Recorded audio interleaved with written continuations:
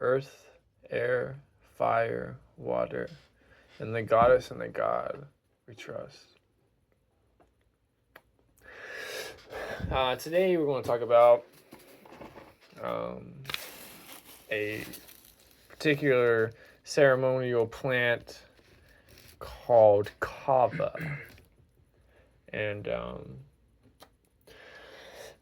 I had previously had no experience with the kava. Me or my brother, who's right here beside of me. We can't see us because we're not doing video in this one, but we had our first kava experience today, and we must say that we are very pleased with its effects. And as a couple of gentlemen who ceremoniously use the sacred holy kratom plant, we done a great deal of research on the kava plant, and once we placed the order and it arrived, it has beyond exceeded our expectations, and that's what we're mostly going to talk a little bit about today. Yeah. Well, we got what's called instant kava.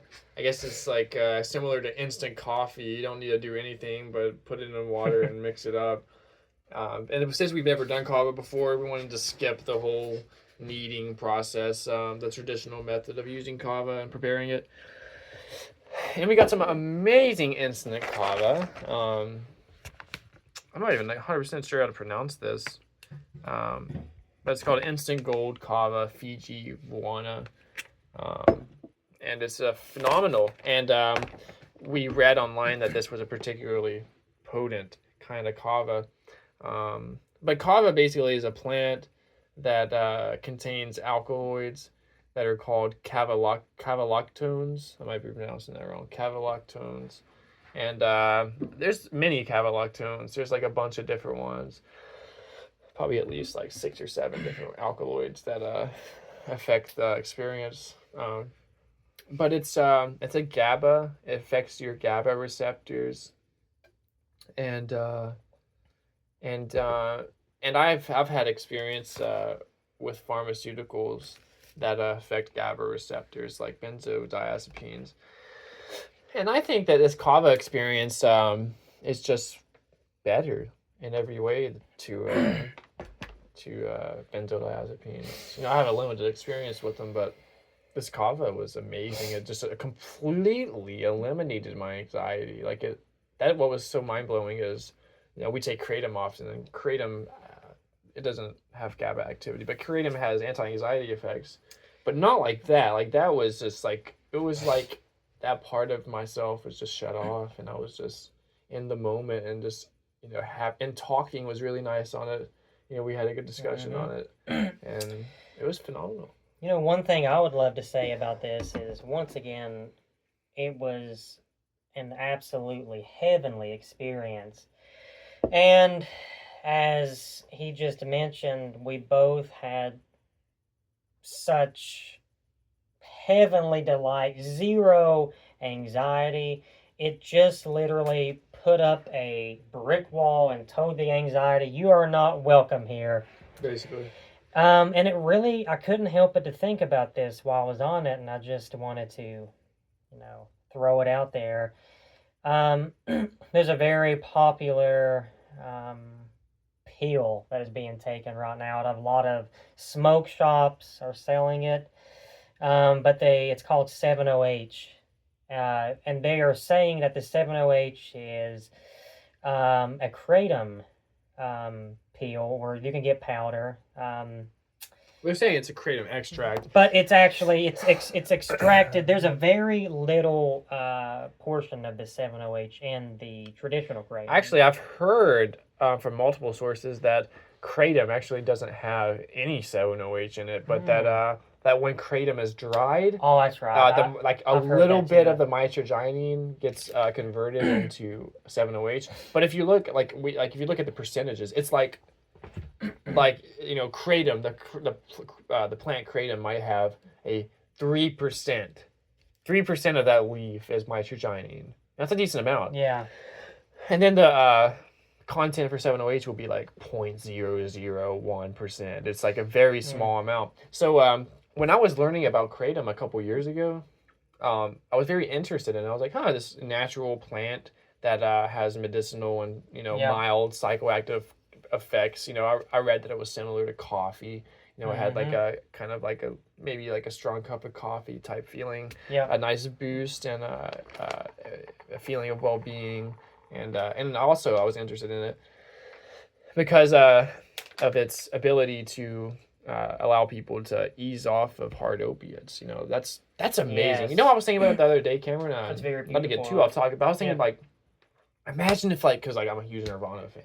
Right. If Kurt Cobain could have been just literally given kratom, and he could have easily weaned off heroin as much as he wants. Yes. And like people don't realize, like, as far as prohibition, if you prohibit kratom, like, you're murdering so many people. He would have especially, I feel like, loved the red vein strain. Yeah. I've recently experimented with red vein kratoms, and I've noticed that if you take a slightly larger dose, it can be the most superior type of sedation. Not so sedated that you're nodding off. That's kind of one of the things that, about this 7-OH, we're not too huge on some of the effects that it brings forth. And, I've tried it 3 times, right? Yeah. We both haven't tried it a whole lot. We've experimented very little with it, but I didn't like it. I didn't like it.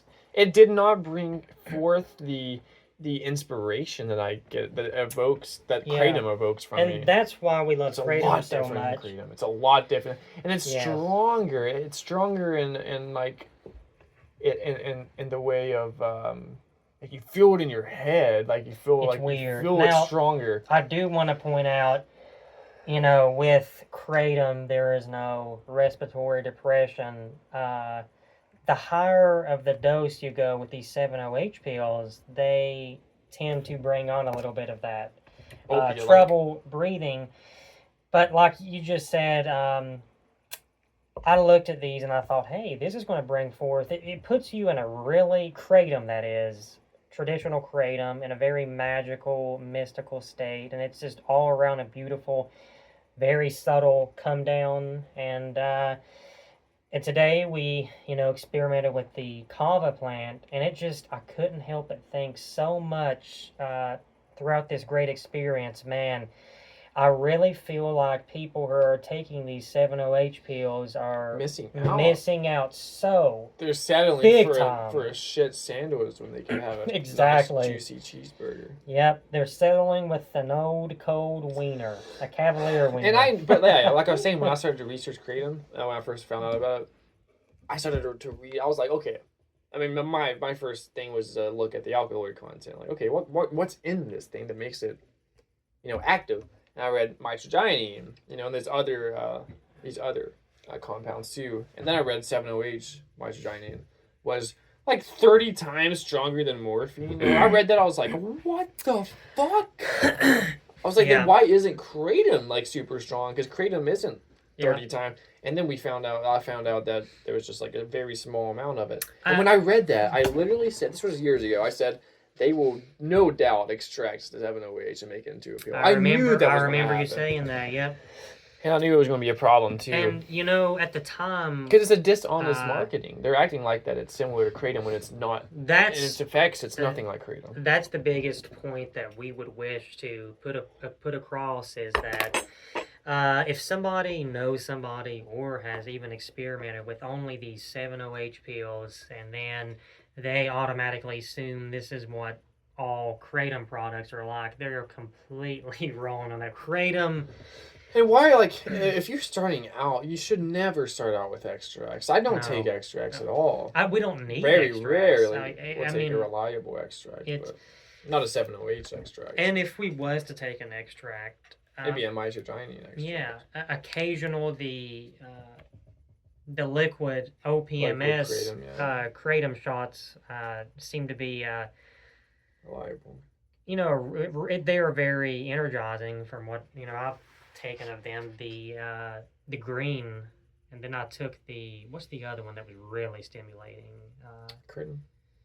I think it's just called Black OPMS is what it's called. Oh yeah. That's the last one that I tried. It was just It's the strongest of them. almost too stimulating because the come down I had this jittery kind of effect. And this is what perplexes me about the extracts is you would think that if it's an extract, that means that there's more kratom per volume.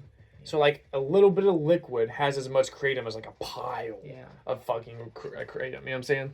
You know, man. But look, this is what perplexes me is that you would think that it would make you tired, like it would make you want to like get sedated because there's so much misogyny, but for some reason it's stimulating. Strange. I don't get it. I think that it probably has something to do with.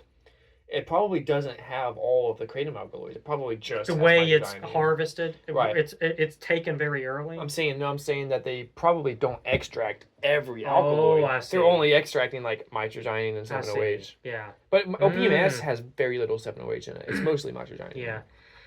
It's definitely a more superior drug, though. It is. That's the part of the kratom plant. But back to this kava, I just really wanted to mention, how superior I felt taking this than a few months ago we tried the 7-OH, and this is what a lot of people, I feel like is missing out on. And it just, the sad part about it just doesn't seem like kava is as well known because look, this is such an amazing asset to people's lives, dude. There's so many people on anti-anxiety and depressant medications, and that's so much safer than those. When you go to these like local smoke shops, I've never seen any kava. No. I've never seen powdered kava. No, I haven't. I've seen the feel-free extracts that have kratom and kava in them, but as we talked about, I want to stay away from those as much as possible. Because as soon as you start extracting stuff, that means that man has put his hands on the process. Put his grubby little paws into and if that's happened, tentacles. then there's always the possibility of it being, they're using solvents, they're using chemicals to extract this stuff. There might be residual stuff there. You don't know what you're consuming exactly. When you take the plant, once the plant's in your body, compared to just say a 7-OH pill, right? You just feel the sacredness and you feel the difference of a true plant rather than something somebody has made in a lab.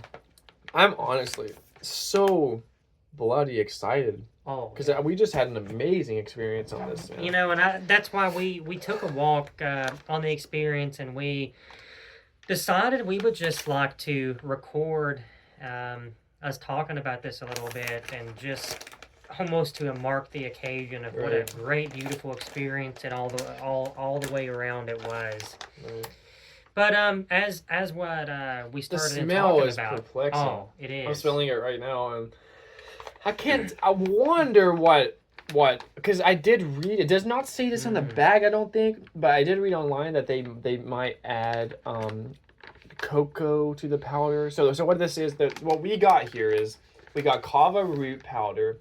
So what instant kava is they just make the drink and they have it in liquid, and then they take that liquid and they dehydrate it. So that means you don't have to knead it, you don't have to strain it. It's just ready to go. It's like this right here used to be like already prepared kava. Yeah. See what I'm saying?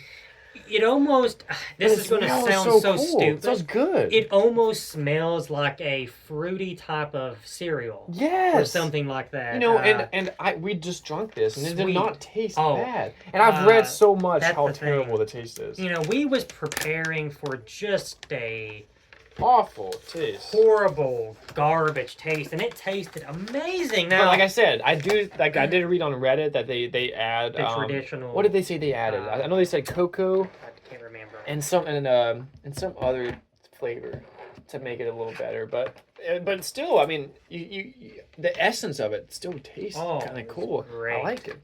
I really loved it so much, and yeah, you can control your dosage, with each shell. One thing that we also wanted to talk about was, we made a little prediction of what we thought, that the kava may end up working like, and we, by the sources we've read from and people's experience, we figured that it's really hard to explain. I might let you explain this part about how it's got this reverse tolerance. Yes, this is a very unique. I'm not sure how unique, but kind of unique aspect of kava. I'm sure there's other substances that do this, but it has what's called a reverse tolerance. So most substances, like kratom, for example, the more you take it, the shorter the duration of the effects become. The more you take it, the less potent the effects are. Kava, you have less, you have more of a tolerance to it when you haven't tried it at all. So the kava becomes more effective the more you drink it. So like you literally have to, like a lot of people when they first try kava don't feel anything. Like a lot of people don't feel anything from kava. And that's mind blowing because we just took a half a tablespoon. Yeah. 2 shells, half a tablespoon each, and we felt fantastic. And our mouths and throat went completely That's a great thing to bring up. It went completely numb, and it was kind of reminiscent of cocaine and how it can give this numbing effect. And when I first felt this pretty extreme numbness in the mouth and throat, pretty fast too. I just started thinking, whoa, we are going to be in for a good old ride here because when you get something that numb, you just know it's going to be a strong... I wonder why it makes your tongue numb, because it's not an opiate. Right. It kind of has an opiate-like feeling a little bit, but it's not. It doesn't even affect your opioid receptors a little bit. Kratom will numb your tongue a little bit, especially the freshest kinds. The brand that we get from, it's a very fresh... West Coast Botanicals. Very great company that, I think as far as stimulating, their white lemon is the most stimulating kratom that I've ever... I feel so fantastic right now. It's unbelievable. Which is actually what we just took.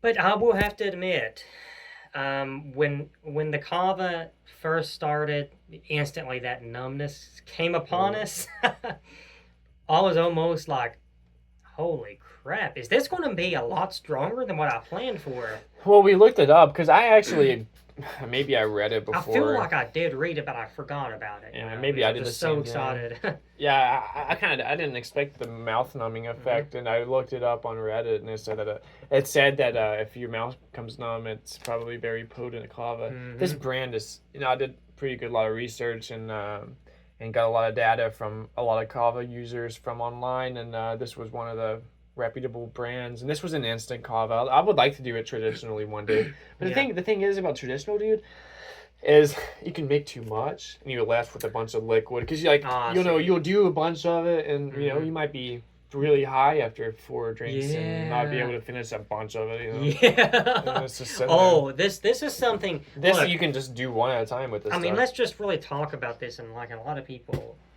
may not talk about this in a lot of ways that should be talked about.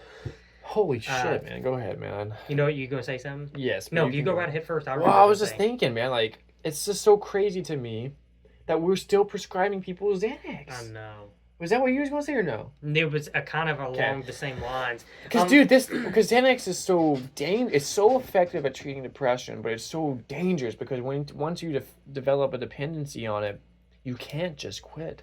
And one of my favorite comedians, Joey Diaz, he got addicted to Xanax at one time. He was a big coke guy. But he got addicted to Xanax later, after he was done. How strange. Like so he was 10 pretty years old, ago. right? Yeah, like 10 years ago. He got addicted to Xanax. He got prescribed it. I couldn't see him being a Xanax guy. He was prescribed it. He would take him on planes. He'd take him with these edibles. Oh, God. Dude, I'm just going to say this. Just literally, I want to put this point across. It's so much safer and effective. I've never taken a Xanax, and I'd have zero desire to do so after I witnessed this amazing plant. Yeah. I just don't understand. The thing that I was going to say, man, which obviously that was a great point. Like, why are these people not getting prescribed kava? Right. And it's obvious it's all part of the game. I mean, it's just it makes no sense.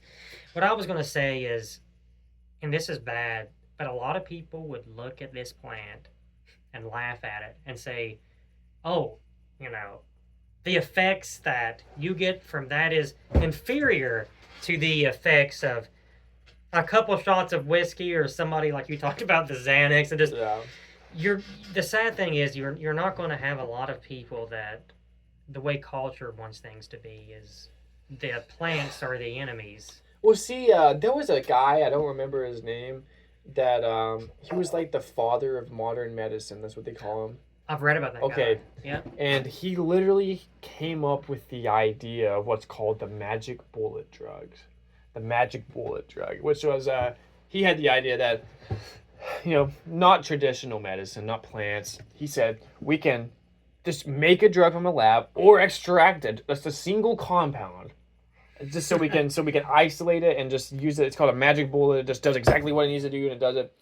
But he was kind of like a con man trying to make money. It seemed like he was making all these compounds, and some of them might have worked, some of them might not have worked, But he was just pumping out all these compounds in pill form, And people was like, "Wow, this is cool." They thought it was better because it's like it's isolated, but it's the way plant medicine works is, plants have families of drugs in them, and these families of drugs and these families of alkaloids all contribute to the effects, and each alkaloid is important and has a very important role in the effects. So if we were just took kava and we just isolated one cavaloctone, it would be much of a different effect than the whole experience. Same with kratom, like a 7-OH is nothing alike. Yeah, I can't help but kratom. After this great experience with kava, I can't help but wonder.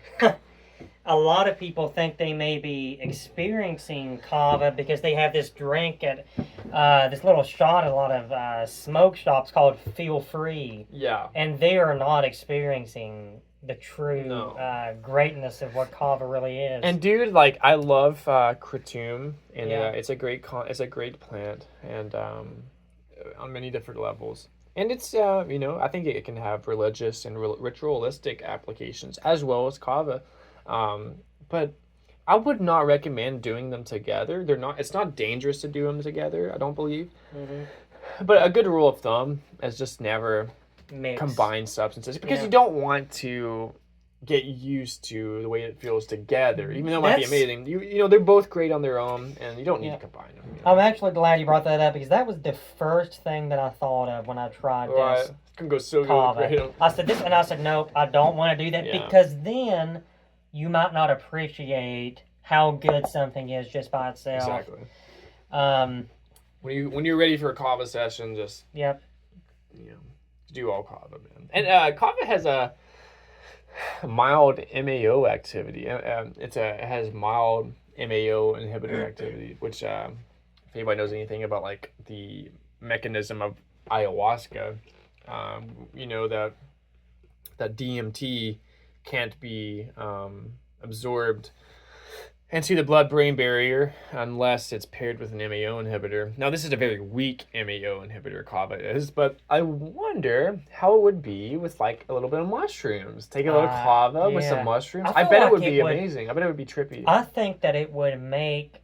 Because MAOs are known, MAO inhibitors are known for like kind of boosting tryptamines. I would love whenever I would be ready to take a pretty large amount of cannabis edibles to take that on the come up to X out. That's the first thing I thought of, brother. Oh my God. Well, let me tell you a little story. I think that'd be amazing for that, man. Let me tell you a little story. I am to this day an avid cannabis user. I use cannabis every day.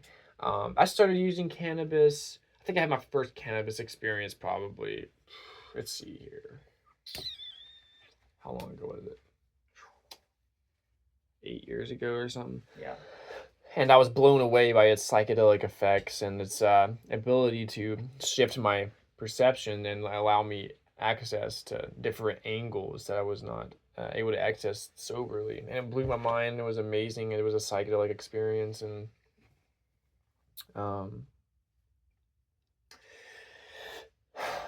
what the fuck was I going with that, man? Probably one of the first revelations you was going to have, maybe? Hold on. Oh yeah, there's something to do with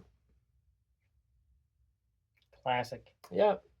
I hate it when that happens. You probably think about it when the video is over and it's already posted. Let me think here, man. Yeah. I was gonna bring up something about. Fuck, I hate when that happens. Classic. Yeah, Well, yeah, you know, I got would it. like to, since we're just talking about and throwing a few different holy plants in the mix, you know, we really believe. I'd like to just name some stuff, and you can name some stuff too. His um, experience with psychedelics has gone pretty far. Uh, and with psilocybin is something that I know what a lot of people I don't feel like know just how deep No, you they do get not. to. Unless you have been there, you're just no way you could know. And I feel like even with large amounts of edibles with cannabis, I feel like it can It's just not the same peek plane. peek behind the curtain of what could be out Absolutely. there. But you're But not reaching. You're not going that deep into it. You're going cannabis. You're heading there. right, You're heading. You're like, for example, when we took kava, we was probably a little less there than with cannabis. you know what's strange though? I But, would but, like but to that's for mention me. this. But with you, That's you what might, I you want might to be talk closer. about this. You know, a lot of people wouldn't agree with what I'm about to say, but I feel like, by the way, I do love cannabis. I don't have a whole lot of time with it. Um, you know, kratom is probably the thing that I have the most revelations out of right now.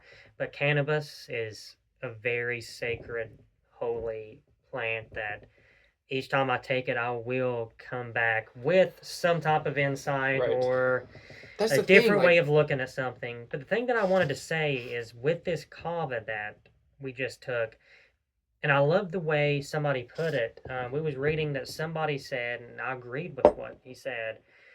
Um, that kava is similar to THC, except that you don't have to worry about any possible Right. panic or anxiety. It just wipes all that away. So it kind of makes me wonder that you get to this mystical realm without having to have a couple of these other roadblocks that may come forth. because this is the thing But with not cannabis. everybody gets that on This is- cannabis. But this- I am one of the people that sometimes experiences. Because this is the thing with cannabis is a lot of your anxieties is really in your head.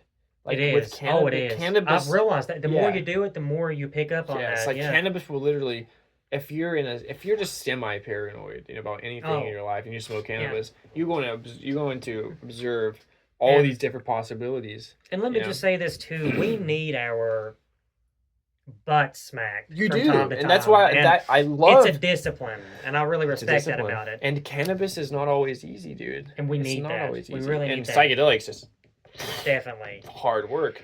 Oh, and you know, I just wanted to throw this out here since we're talking about different things. You know, we're just having a good time and talking about many things that's been tools and revelations in this life. This is more of an occasional. Obviously, cannabis can be done whenever, Right. but you know, we've also had a lot. I just have to throw it in here because we're kind of talking about psychedelics, but we've both had some revelations with nitrous oxide. Yes. And I've always wanted to mention that. Oh, don't get me started on nitrous oxide, man. And look, it does come with some. We have to take precaution, which yes, you can it explain can a be little more dangerous if it's before not going to the revelations about it. Yes, sir. And the whole thing about it is the B12. Yes, It that's could the thing. deplete you with Okay, B12. can I take it from here, dude? You take it, my good man. Thank you, sir. With nitrous oxide, you know, I get a little upset because, for one, this whole galaxy gas fad. Yes. You know, and you know, people are always going to be stupid and use things improperly, and a lot of people, you know, you hear all this stuff like, you know, nitrous kills your brain cells, dude, and it definitely could if you're, you know, not getting breaths in between hits and stuff, but Nitrous oxide is a fairly safe substance. It's what they give you at the dentist if you're getting a procedure done. But the thing is, nitrous oxide does deplete your B12, your vitamin B12. But not only does it deplete it, um, like say if you take B12 before you do nitrous, all that B12 is going to be immediately destroyed as soon as you do nitrous. So what you want to do is you want to do your nitrous session, and then maybe the next day take a bunch of B12, and then don't do nitrous for a while.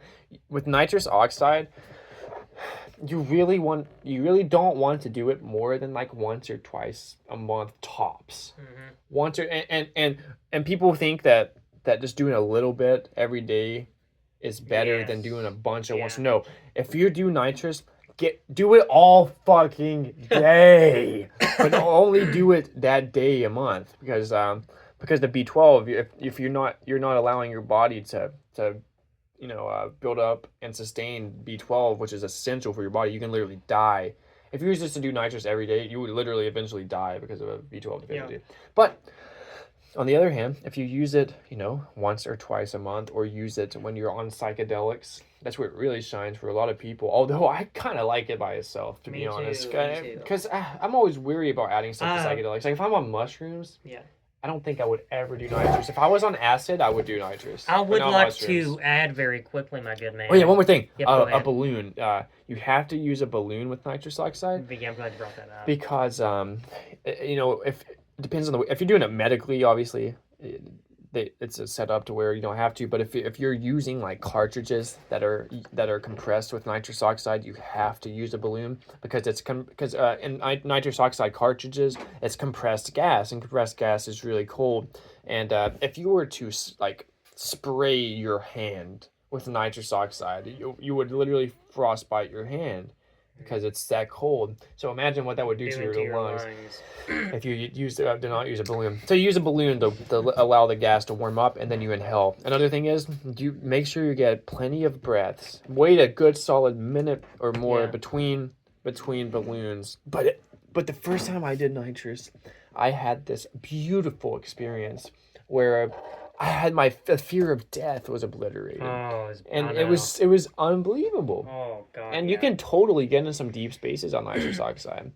And but it's not something you can do a lot, but it's safe if you use it infrequently and with a balloon. We've talked about this before, and we've came to the conclusion that nitrous oxide is like a self-healing medicine that we can do. You know, whether it's once or twice. Laughing is medicine. Oh, it's so beautiful. And you know what?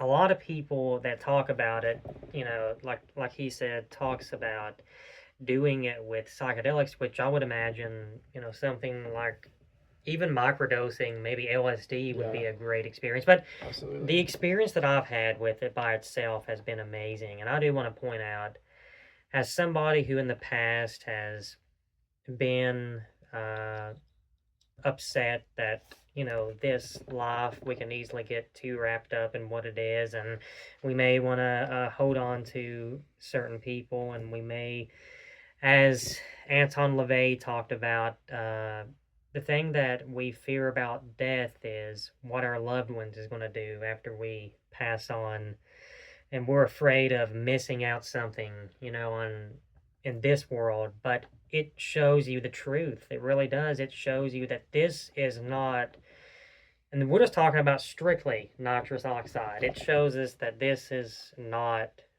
where it's at. It's a temporary, very quick time in which we are only here to, as the great Leicester Crowley said, to harness the lightning for hire. And we can do that with these different plants is a great way to do these. And to figure out the puzzle, and as another great person said, I think it was Ram Dass, we have our playground, is eternity is our playground. Yes. But can I add this idea that life is a quest? Dude, the majority of the masses have completely lost the excitement. Like, we are all pioneers. Yeah. And in your living room, you on 5 dried grams of magic mushrooms, you can literally traverse the cosmos, and not only that, Yes, but sir. but traverse the Akashic records. You know what the Akashic records are? It's this mystical idea that the Akashic records. It's the idea that through psychedelics or through certain mystical practices, you can tap into the sum total of all knowledge. Like there's this field, the Akashic field, that's always here. It's always here. Like all knowledge is always present, and that you can connect to that. And that's I kind of what I love feel that. like you I connect with do feel when that, you're yeah. on psychedelics Yep. and even cannabis and other plants. It seems to tune you in or slightly connect you into this current. Like each plant has a certain current that you're tapping into that's bringing you knowledge and synthesize. It's synergizing with your prana and your being, and it can create this new alchemized self in which you can perceive nature and your life and the world in a more sensitive and more conscious way. I love that, man. That's greatly put, brother. You know, after this kava experience, I am, in the future would like to try it with nitrous oxide. I bet that would be an Right. amazing combination. But Remember Adam on Psych Substance? He said he knew that one guy. He said the first time I did night, he said my buddy, we were on MDMA, and my buddy was like, he said my buddy loved it. He wanted to do it with everything. That's what I want to do. oh, it's so true. Trying nitrous out with every drug. But yeah, our first experience with nitrous oxide, I remember after It just was great. a couple of balloons, lay down in the bed, and I literally felt like I was floating on a Yes. cloud. And I remember I looked over at him and I said, "Brother, if I was to die right now, I don't give a fuck." Yeah. I was just like, you don't care, man, about anything in the good way. This is the perfect way to have a great time, gain mystical insight, and just throw away some of this mundane worries that we may have going on right now. We often get too wrapped up in so many things that actually don't even have any value to begin with. Yeah, most of what fills people's consciousness is shit.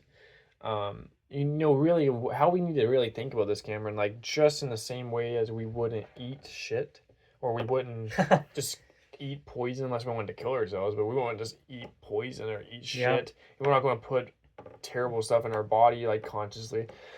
I mean, we do to a small degree with, like, if we're eating bad or whatever, drinking Gobbling alcohol. down Big Macs. Basically. But yeah, if you're not treating your body right, man, you're not going to be in the state of, you're not going to be, like you're polluting your body is what I'm trying to say. Like, but just in the same way as you can pollute your body, you can pollute your mind. And if you're constantly watching brain rot videos all the time, and you're not really connecting with people, and you're living in the universe of insecurities and negativity and just hung up on everything. And we could rant about one thing after another about really the way we really see things, and sometimes we might get a little bit frustrated because we don't understand why people they often cling to these things that it doesn't seem that it matters at all. But what's really strange is that if you go into this with an open mind and, as cheesy as it sounds, an open heart. Yeah, for real. And do some of these really holy, sacred plants that the culture says is bad. The things that culture thinks it's good. I mean, blowing up innocent people, just think about turning people into money. It's draining the life energy out of its population and holding us captive to drain us of our money and use up our life energy for their benefit. Like, yeah, it's people going and shopping. I mean, we're no different than in this aspect anyway. The primitive monkey in us that wants this shiny new toy and wants this and wants this. So what we want to do is we want to break away from that. We want to transcend that. We want to transcend like these, primal, impulses that are keeping us back. I'm not saying there's anything wrong with our humanness. Like, But Yes, they there are. I'm a comes spiritual being. No, I'm joking. Get all egotistical about exactly, it. dude. That's what the Buddha talks about. That like how in wanting to be enlightened. Like if you want to be enlightened, you will never be enlightened. You know what I'm saying? Like it's Mm, this like complete surrender type thing. But yes. um, or like you can get hung up on wanting to be enlightened. You know, and that's so ironic. That's so true, man. Yeah. That the very thing that you want is actually holding you back from actually gaining true knowledge and Yeah. wisdom. Like control is letting go, dude. And you know what someone else is interesting? As discipline is control. You know, I've recently really learned to discipline myself over, really anything. Yeah. One thing would be just find one way to express yourself, whether it's drawing a picture or writing something down. Heck, just making a video that the person might watch. Right. Just putting out Spreading your the meme. ideas, just like the great McKenna said. But another thing is like discipline yourself while you're taking just say kratom. Mm-hmm. And I've really loved been doing this recently was when you take the kratom and you obviously it's so fun just to go completely ape shit, bat shit crazy, just feel so good on and you're ready to jump around but just kind of sit down and contain yourself and you feel really good on that kratom ceremony. Uh, Sit down, do some writing, do some reading, get into the great work, and I like to do a little bit of both, obviously. Right. But that's just really one aspect of discipline. That's where I'm going to take this and I'm going to take a walk. I'm going to unplug all devices and I'm just going to observe and to think. And you will have so many revelations, instead of, it's the technology that we have this day and time can serve as a great help to us, but it can also be our worst enemy, depending on how we use it. Yeah, I think that people, they react to the technology. They don't use it. They're just always just observing and reacting, consuming. They're not using it as like a book to go through and look for something. And let me just add something that I wanted to say. I'm so glad you brought this up. It's kind of the same thing, but different. We think about everything that man does is reaction off impulses. Yeah. There's many different ways you can handle things, and in a lot of cases, there's a right way to handle it and a wrong way. We are reacting to what somebody says to us, maybe. Somebody calls you stupid. I mean, why would that really bother you if you think about it? You're reacting. That's not you know down deep, if that bothers you, then there may be something about you that's stupid. Precisely. If somebody beeps the horn at you, you're going to react and just go to road rage. I mean, dude, do we live life harnessing the light, or do we live off animal impulses? Exactly. And dude, look, we're not saying that there's anything wrong with animalness. No. We're saying that this process, we can learn a lot from our animals. Absolutely. What we're saying is that this whole process that's been going on for trillions of years, and we're at the very end of it. What I mean is, I'm not saying that the end of the world. I'm saying like we're the newest of the new right now. Yeah. And this is where we're at in evolution, and that humans are in a very interesting situation, and we have we have the most advanced nervous system, and the idea is like spirit is trying to break out of matter. It's like certainly seems that way. It's like that nature is drawing us. It's like that. McKenna talks about the eschaton at the end of time, and the eschaton is the last thing, and it's drawing history into itself. We're like giving birth to, the singularity, which is ourself. This rant that we have been going on could be a result of both the sacred kratom plant and the sacred holy kava plant. Yeah, we just wanted to talk about a few things and mark this occasion. And kava, dude, I cannot explain to you how fantastic of a medicine it is, Absolutely fantastical. and that can lend itself to many applications. And yeah, trust the plants, man. And if you need a teacher, you know, That's so use a true. waterfall or a mushroom or a plant ally of some sort. These are ways that you can experience, you know, higher states of consciousness. Very well said, my good man. I don't know if I have anything else to add at this point, my good brother. If you do, I think we've done enough ranting for the time being. we're gonna rant to ourselves now. For sure. All right, guys. You 7 wonderful people that are watching this video. Much love. Hare Krishna. Bye.